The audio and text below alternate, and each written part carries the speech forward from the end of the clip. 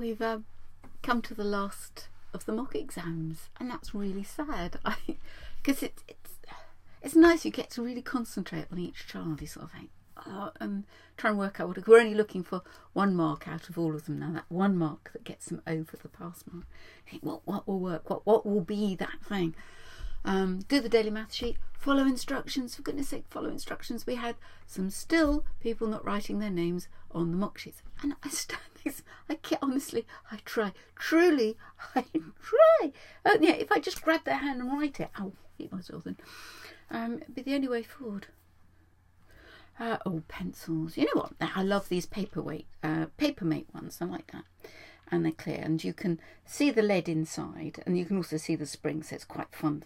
And then you wind it up and turn it down. And then you can sort of see when you've run out of lead. And the rubbers are really good. Well, they've brought a new version out. But you can't see it anymore. Look at that. And I think it's a bit small. I don't know whether it is or not, but it looks a bit smaller to me.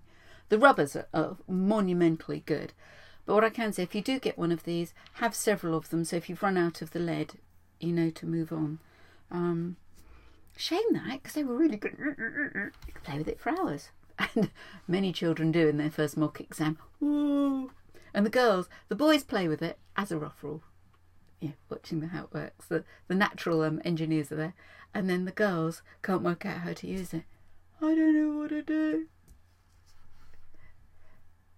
Sweeping generalisations. And using rubber. They've got to use their rubber to rub out their corrections. It's marked by an optical character reader, and it goes through the machine. If there are 2 lines there, rub out your corrections. You're cutting them out, sticking it down.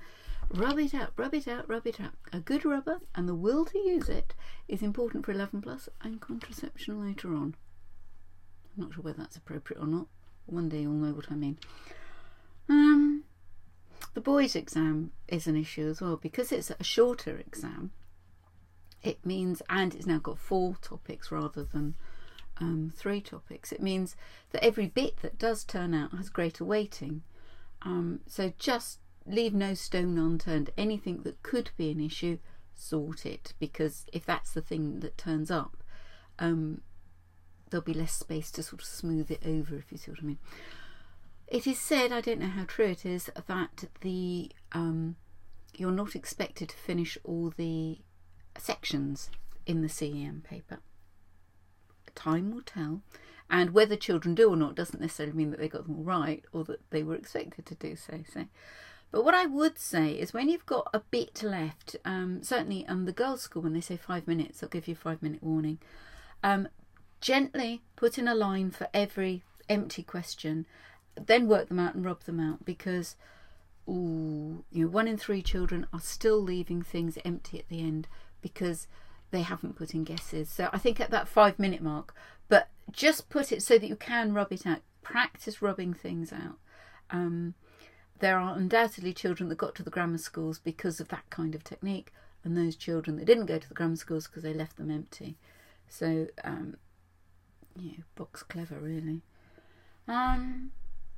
But no, it's sad just that the reports. I'm going to miss thinking about each child and last year's lot all started school now, getting these little letters coming in. Dear Sarah, really love it, very happy. I got lost.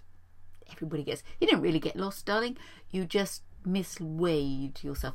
And all the other pupils are very good at showing you your way back. It may be that as you get older, you'll find that there are more efficient ways of getting back. I don't know.